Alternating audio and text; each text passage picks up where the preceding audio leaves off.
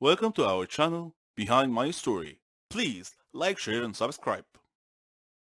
This is Tina, and this is a story about me and my biological mother.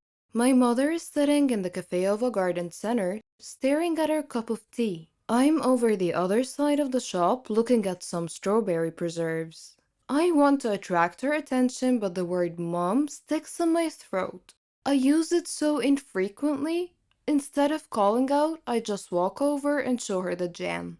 Ever since I left home 15 years ago, the relationship between my mother and me has worsened. In hindsight, it was never very good to start with, but it's taken 15 years of counseling and soul searching to realize that.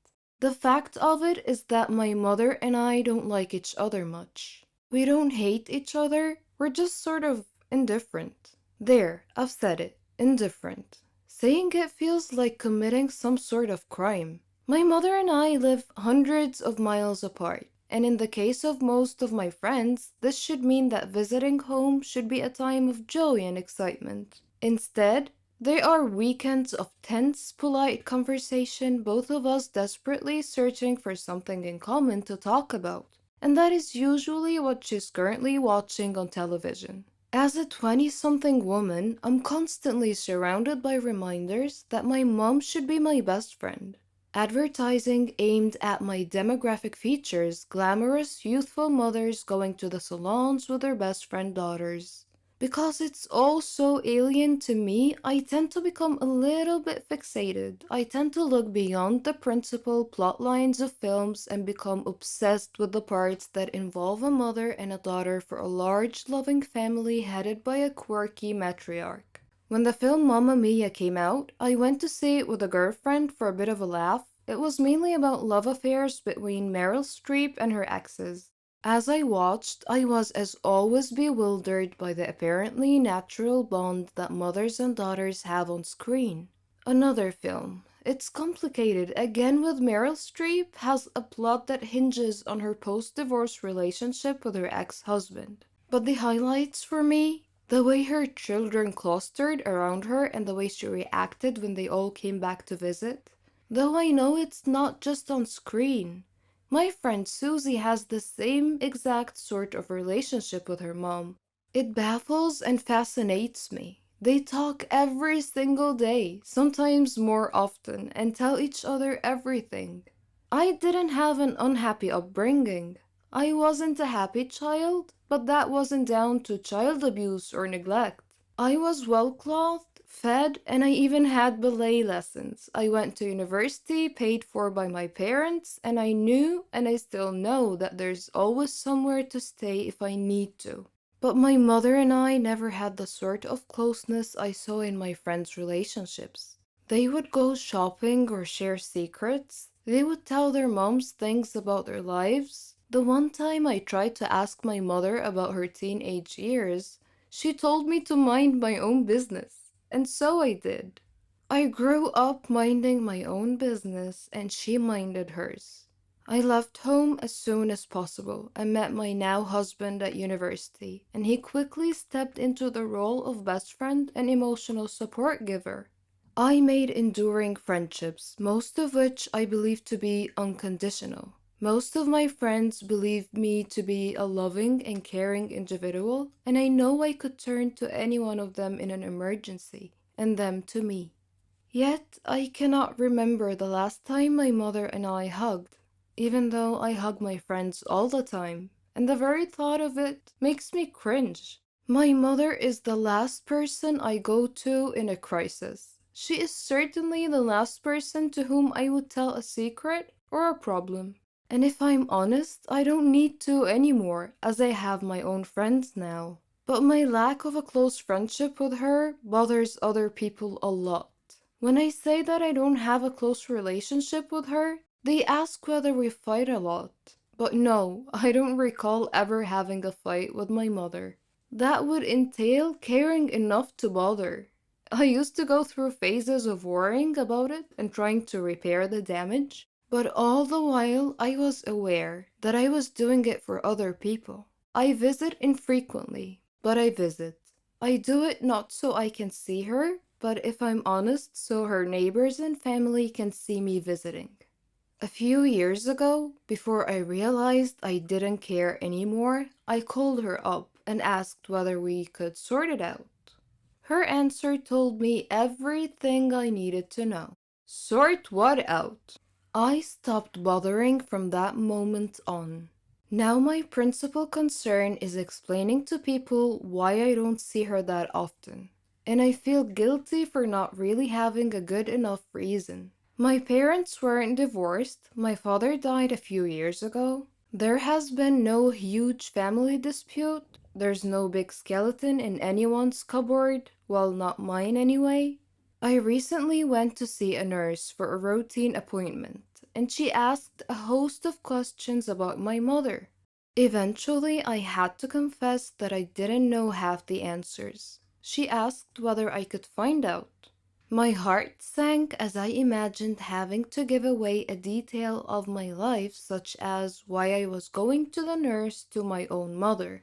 Mother's Day is a nightmare. Trying to find a card that doesn't say my mother is my best friend or the best mother in the world or my heroine is not easy, let me tell you. Others try to fix it for me. Why don't you book a spa weekend for your mom? The very thought of my mother agreeing to or enjoying something like that is just laughable. Or they ask, why don't you go for counseling? This would be all well and good if she would ever condone the idea, but it implies a relationship that needs to be mended.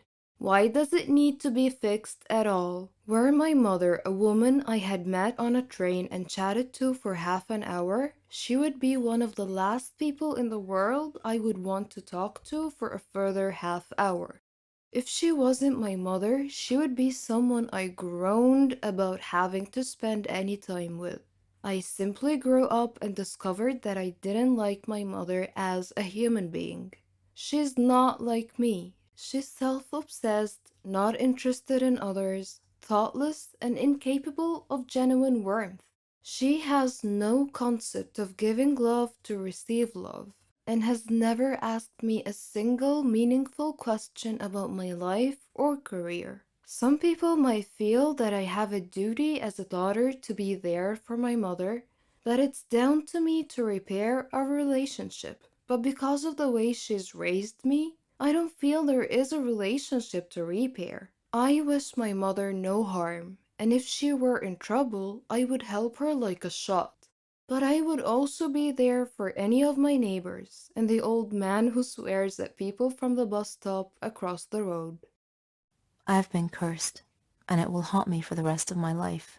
It all began with a joke at first, but some jokes have serious consequences, and when this happens, your life becomes an uphill struggle. My name is Catherine. I'm 16 years old, and I live with my parents and my little sister Mara. I like music, acting, and watching action movies. I play baseball and practice ballet. I've even won a lot of prizes. I just had one problem. I like to make fun of people. It's like an addiction.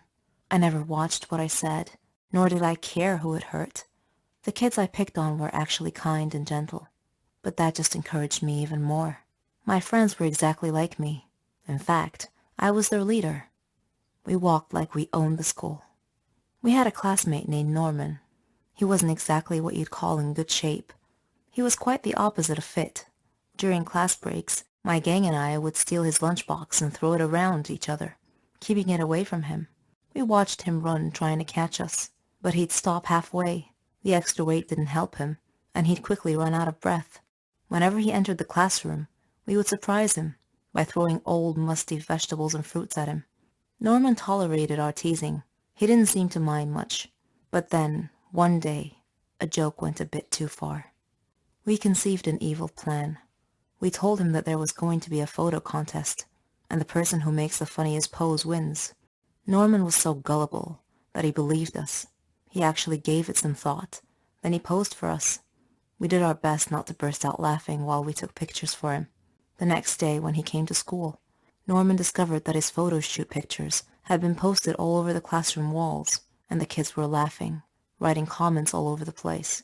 Norman was mortified, and he looked around at his classmates' faces. They were all laughing and pointing at him. Norman started crying, and his nose started bleeding. Then he fainted. A teacher had to call an ambulance to take him to the hospital. I certainly didn't expect that to happen. We knew that Norman would get so fatigued sometimes and leave school for the rest of the day, but we didn't know that he had a medical condition, and I felt deep regret. The curse that I spoke of earlier began when a girl named Naomi joined our class as a new student. On her first day, our teacher brought her in and introduced her to us. She sat at the desk at the very last row. I noticed that she was always looking at me in a strange way, and I wondered why. She looked at me with disdain, and I couldn't figure out why. It was my first time meeting her after all. I avoided her, mainly because her looks made me feel uneasy, and whenever my gang wanted to make fun of her, I told them to leave her alone. I felt there was something about this girl. One day, during science class, the teacher had paired us up to do a lab experiment, and I intended to ask her about the way she looked at me. But before I could say anything, she took the initiative and surprised me by broaching the subject herself. "You will pay for what you did to Norman," she said coldly. I looked at her and asked, "How do you know Norman? And what are you talking about?" She replied, "It doesn't matter how I know. I just do." I spent the next few days thinking about her words. Afterwards, Naomi ignored me completely. No more staring, no more accusing looks. It was as if I no longer existed to her. I didn't understand her. Then came the day. We had a basketball match. It was the championship game, but I was still busy thinking about Naomi's words. During the game, I glanced at Naomi and caught her looking at me, which distracted me. One of the players from the other team suddenly bumped into me, knocking me down and causing me to land badly on one of my knees. The pain I was in. I had to withdraw from the game to be taken to the hospital. At the hospital, the doctor said that I had torn a ligament from my knee and told me that I would need a surgery and a lot of medication. So after going through the surgery, I began taking my medications. It caused me to gain weight, even though I wasn't eating very much, just vegetables and fruits. I asked the doctor about my sudden weight gain, and he told me the medications I was taking were affecting my hormonal balance, which rarely happened, but in my case, it did. He said that I would either have to endure great pain or deal with the overweight because it wasn't going to stop. So there you have it, guys. This is the curse that Naomi cast upon me, the price I had to pay for what I did to Norman. Eventually, I got well enough to take my final exams. When I arrived at school, all my friends took one look at me and started laughing. I was now their target, their prey. One of them said, "You're as large as an elephant." "I'll lose weight once I stop taking my medications," I retorted, but no one was listening. I am now living in a nightmare, and I would like to tell Norman that I'm very, very sorry for everything that I've done.